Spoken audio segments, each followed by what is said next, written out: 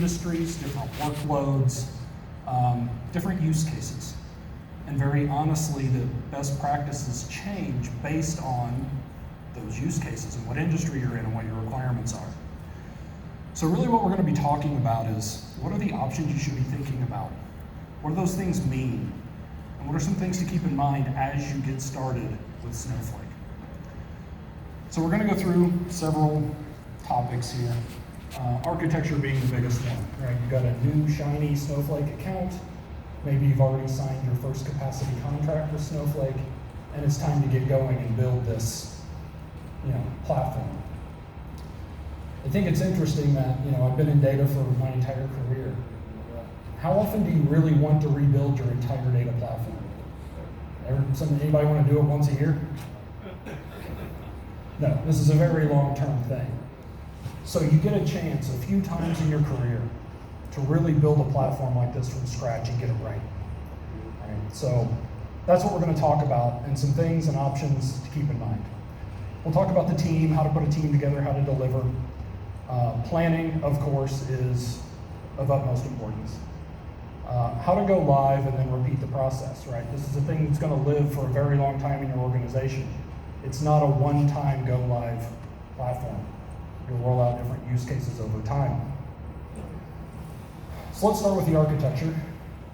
I'm sure everybody knows what this thing is, right? An iconic landmark, the Sydney Opera House.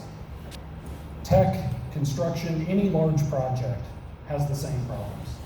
Right? Believe it or not, construction started on this thing in the late 50s. Right? What was it, opened in 73. Right? So the idea of, we think we have the engineering in place, we think we have the ideas in place, but we forget about the little minutiae throughout that can really cost us time and money. Snowflake's exactly the same way, right? This is a major undertaking to rethink your entire data landscape. So for most people, and I'm on the technical sales team, I make this mistake myself from time to time. It seems really easy. You know where your data is or where your sources are. All you really need to do is integrate that data, put some logic behind it, and magical things happen, and your billionaires and your company, stock goes through the roof, right? It's that easy. Well, that's not really true, right? It is not that easy. There's lots of things to consider, lots of things to think about. One best practice that I've been sharing with my customers and prospects is, as you even start to think about taking on this opportunity to rebuild a data platform, is to start with the end in mind. We don't have to lift and shift. It may seem easy. Right? We have ETL flows today going into some platform. We have BI in place. Can we just rip out the data platform and replace Snowflake with the same ETL, the same models, and the same consumption patterns? You can. But like I said, this is maybe a once-in-a-decade opportunity to fix some of the things that have been plaguing in your data platform. So in some use cases, it may be worth just lifting and shifting. In other cases, you may need to refactor everything. And to know where those everything use cases are will help with the plan and help with being successful, both your internal and external stakeholders. There's lots of stuff to think about, from data modeling to the ETL to the ingestion to the data out, right? And we're going to talk about a lot of that today.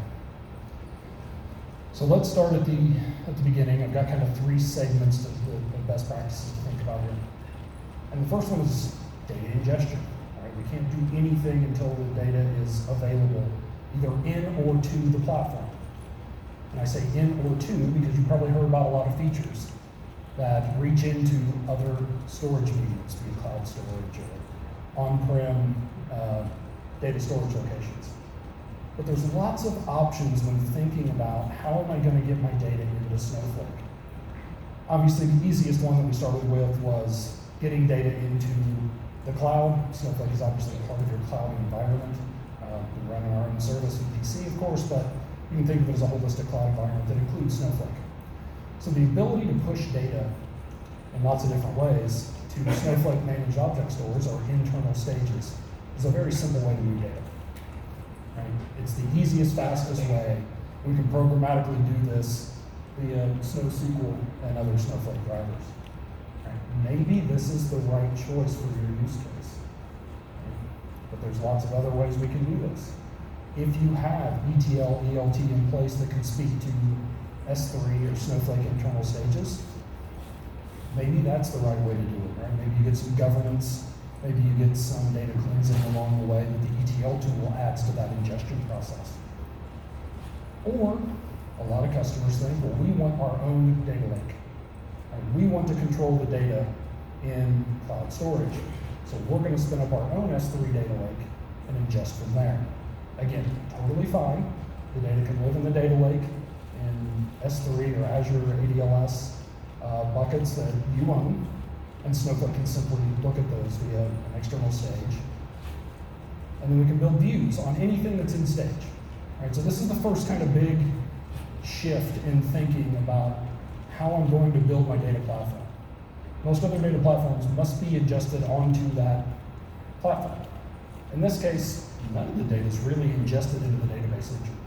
It all lives in file formats, file stores, and we can simply expose that data via views. Right, so the data is real time.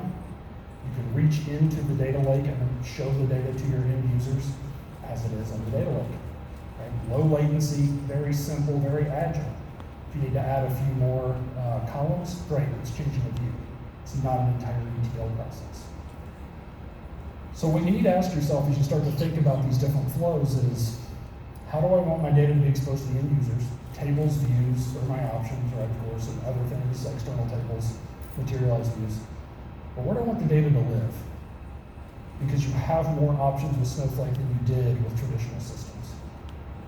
So maybe this is a minor shift, right? Maybe you add a little bit less latency to getting that data available to your end users by simply cutting out this idea that Christian mentioned this morning of I have to load my data overnight.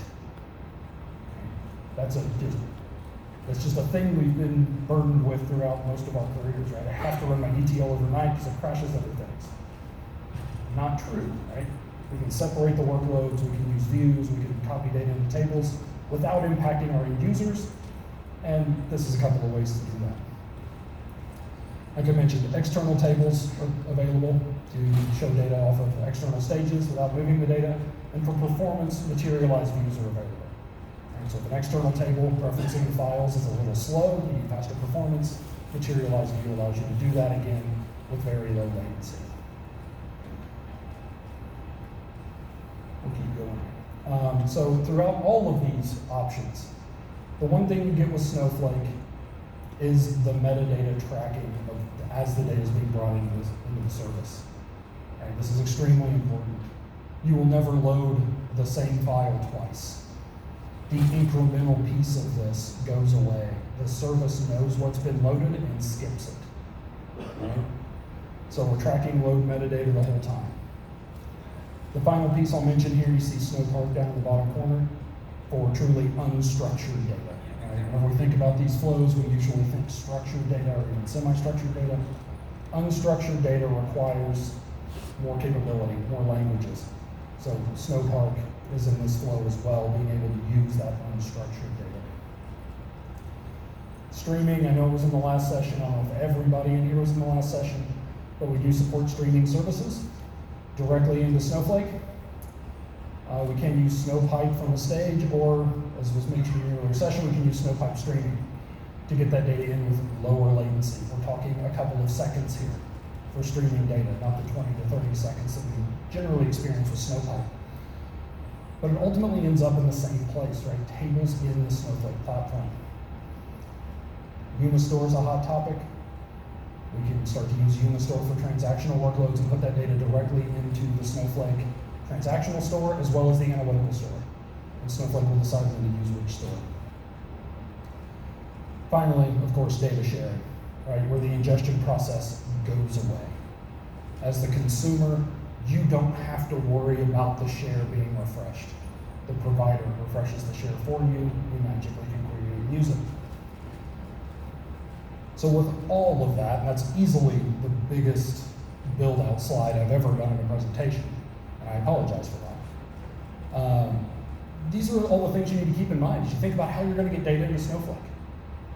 Right? Which one of these is important? Is it latency? Is it tying into existing systems that we already have?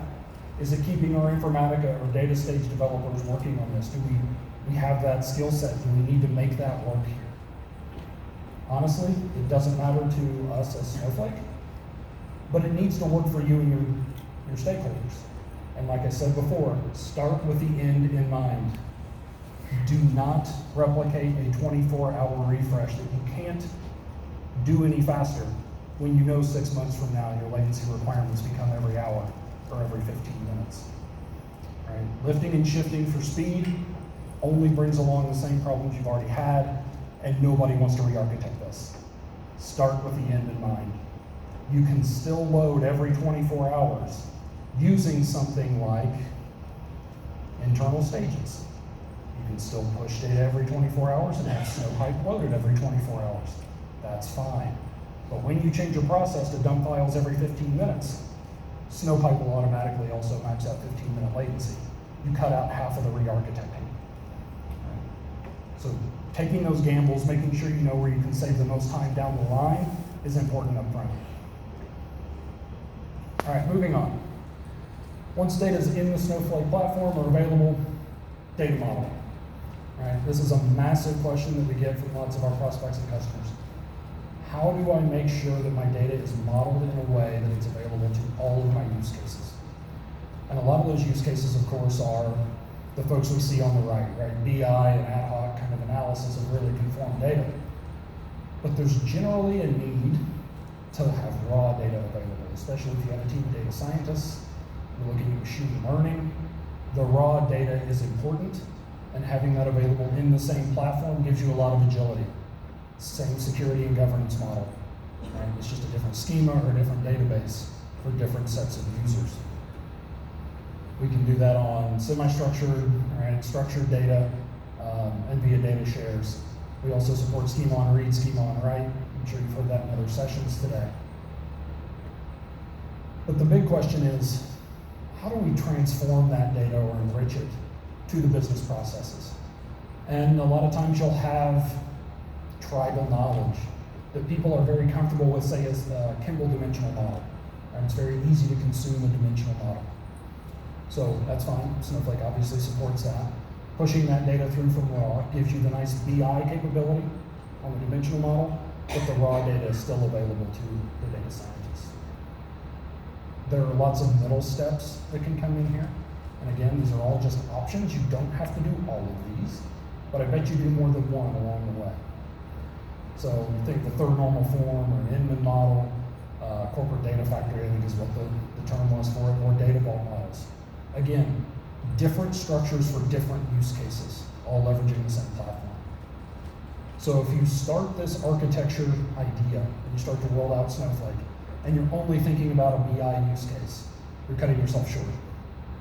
Right? You're going to have to re-architect along the way. Think more broadly. Think in the future. Think of things you would like to be able to do today and have never been able to do because of technology limitations. And ideally, those go away with Snowflake.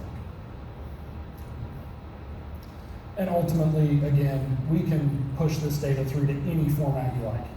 So the idea of the big table, right, the great big wide, hundreds of columns, granular data model, fine.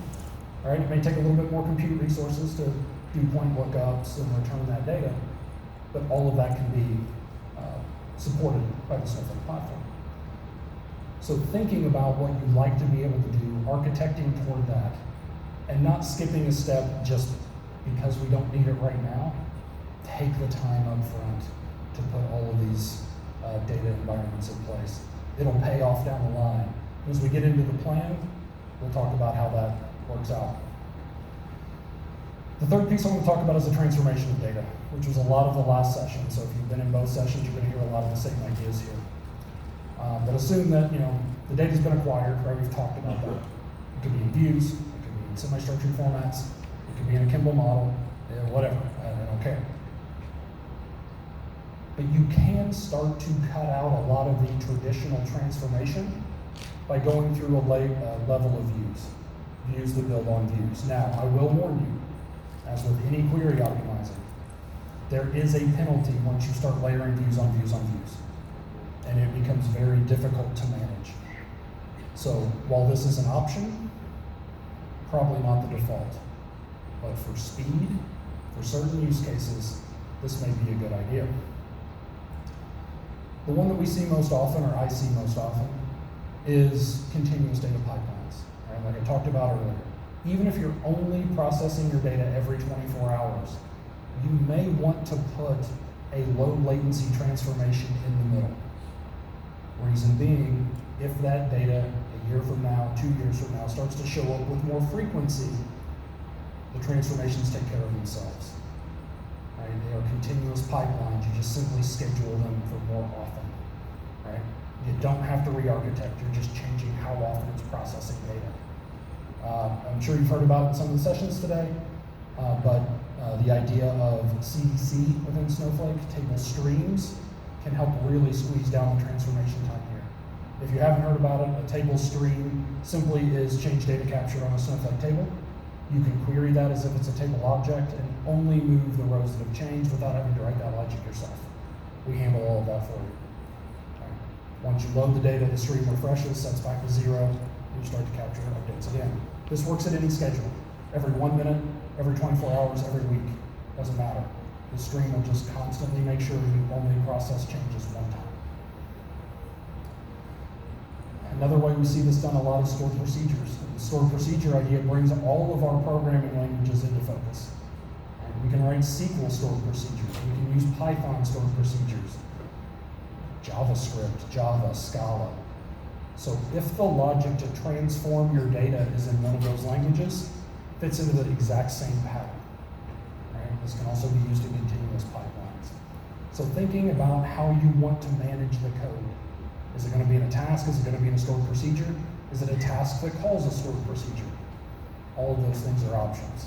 But again, understand where you're going in the future and put those things in place. And the final one is traditional ETL, right? Traditional ETL is still very much probably our biggest use case, especially in data warehousing types of workloads. A lot of our partners that you can meet downstairs are leveraging pushdown to Snowflake. So while the transformation still looks like a traditional ETL pipeline, it's actually ELT, leveraging Snowflake compute underneath. Right? There's some economics there, there's some speed there, because the data doesn't have to leave Snowflake to go to the ETL server to come back. Right? Data has gravity, it's hard to move. You don't want to move it from place to place if you can get away with it. Pushdown allows you to bring the transformation code to the data versus taking the data to the code and back.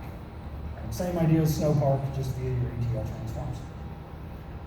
And because we're talking about all the options, traditional ETL is still very much an option. For those of you that love the Informaticas of the world, data stage, absolutely we have customers leveraging those tools to move data via the traditional ETL process. And a lot of those, big ETL providers are getting better with pushdown every day.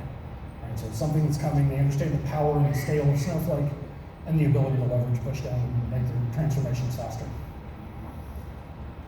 I'm going to focus on a single use case here, and it's an interesting one because machine learning is one of those things that a lot of companies are doing, a lot of companies want to do, but it's someplace that Snowflake has really focused a lot in the last few years.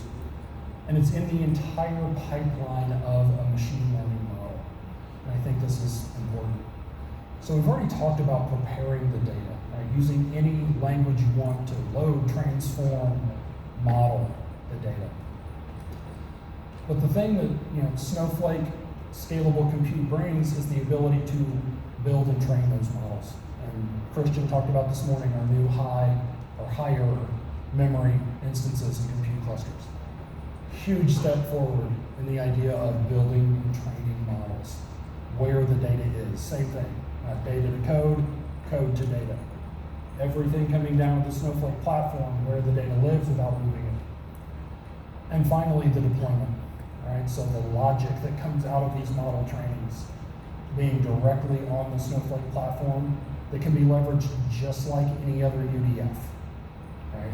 Anybody that's good with SQL knows how to call a UDF and get an answer back.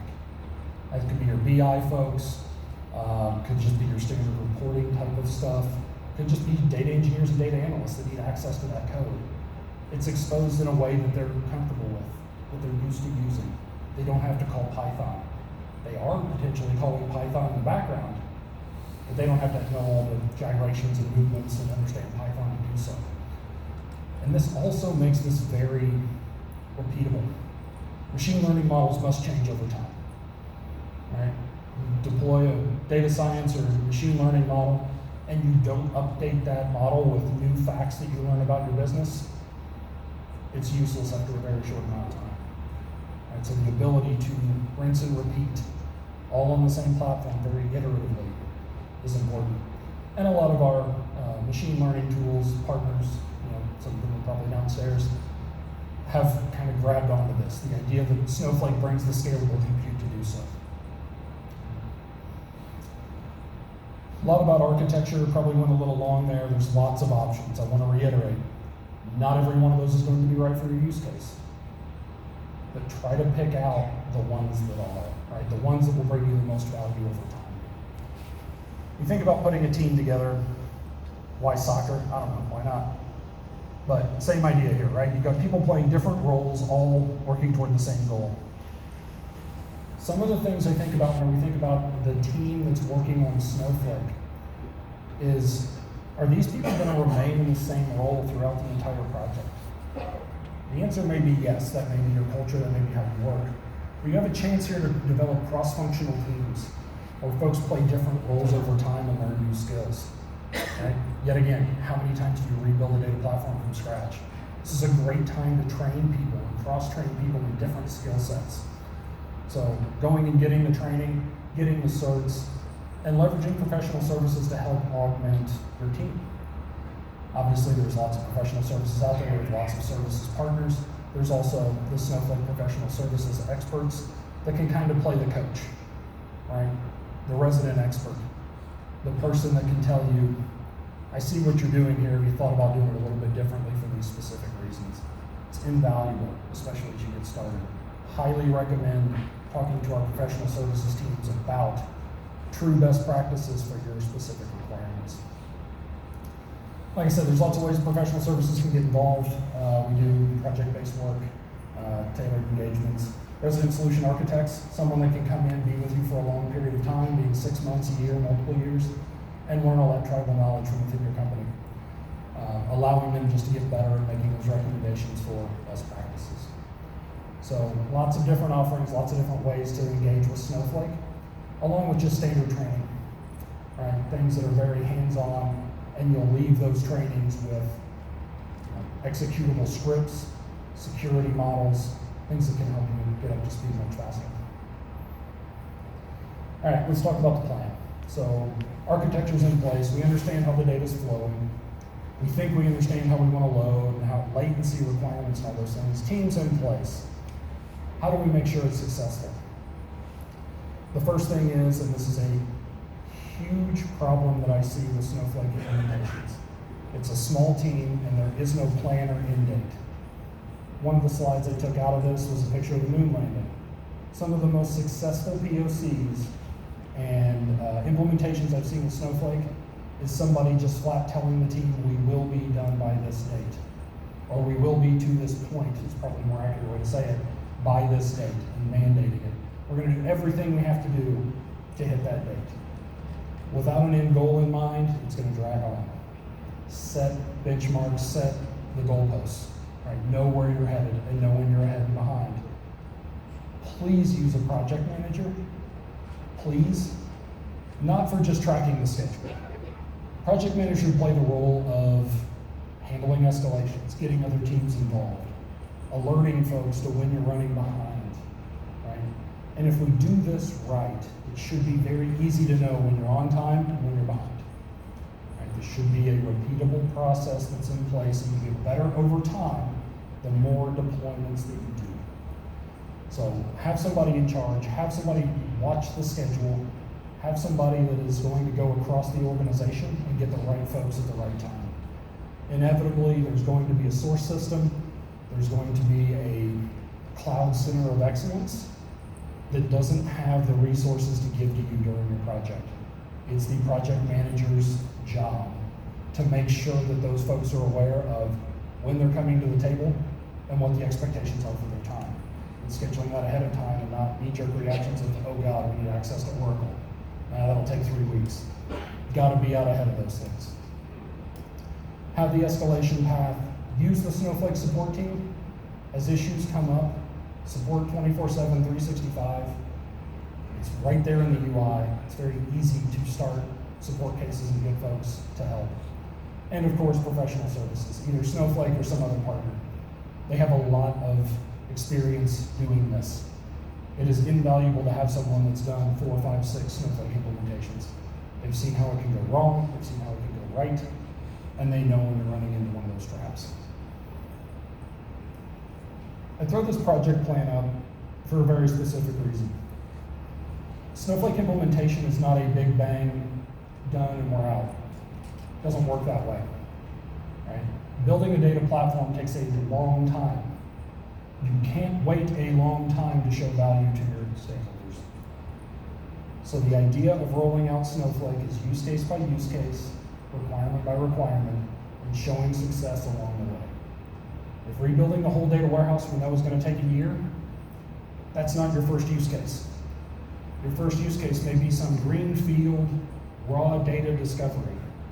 Right? If you can put a post in the ground and say by end of December this year, we're going to have these 22 source systems in Snowflake raw, and turn that over to our data scientists for model building and data discovery, maybe that carries a lot of weight. Eventually we get the BI reporting up and running. But find quick wins, make it repeatable. You're going to get better every time you do a rollout. We rolled out raw data, some people are happy. We rolled out some conformed data and maybe an Inman model, there's another group that's happy, right? And we're just piecemealing this together. Every iteration gets easier because if we go back to the architecture that we talked about earlier, if you put the proper architecture in place, there's less steps with every single iteration, right? If Snowpipe's there and somebody says 15 minutes instead of 24 hours, cool, we can do that. Just simply make the data show up every 15 minutes and it'll auto-look. Right? Making sure you're prepared for those types of asks. So let's assume you do this, right? And the first big use case goes to production. 35 data scientists can now go start doing whatever data scientists do. I'm obviously not a data scientist. I like to pick on them because they're smarter than me. But you go live, right? You have some goal met. Something that is extremely important. Celebrate success and be loud about it. The 35 data scientists may be happy. The other 500 stakeholders need to know that they're happy. And it's your job as the project team to tell them about it. Right? As soon as you have a success, be very loud about it. Write up the use case, potentially come speak at something like this. Get your name out there. Let everybody know in the world that you're being successful with Snowflake, and move on to the next one. Right? Build that excitement with every successful deployment. And I'm telling you, if the architecture's right, successive deployments get faster. We're simply tacking on to the ETL, we're simply tacking on to the transformations. We already know how they're going to work. We just rinse and repeat. Okay? Please ask your account teams, and I can say this because I'm part of the account teams in Indiana and Kentucky. Make sure you're having QBRs, quarterly business reviews, with your account team at Snowflake. There are lots of resources out there that you may not know are available. Things like Powered by Snowflake, a program that we have to help you develop apps on the Snowflake platform. In that QBR, talk about your next use case. Your account team can get you in touch with the right people to help along the way. Please do push new feature requests along to us, right? Put customers first as our #1 tenet. If you ask, we will deliver. I can't really say that because I'm not part of the product team, but trust me, they will. So I'll leave you with this in summary. Spend the time getting the architecture right. It's very easy to go fast, do one thing right, and the second use case falls apart. Make sure you're prepared, thinking about the end. Start with the end in mind. Make sure you have a winning team of certified folks, professional services that can train you, or take the trainings yourselves. Training is paramount. It's not the same as the traditional data warehouses that most of us have worked on in the past. There's a lot of other things to think about and a lot of other options available to you. Have a plan and execute it. Make sure you hit those dates. If you don't hit those dates, there needs to be a very clear understanding of why and what not to do in the future. And this final bullet point, I should have updated. Celebrate your success and have fun. As much fun as you can have in the data world and at work.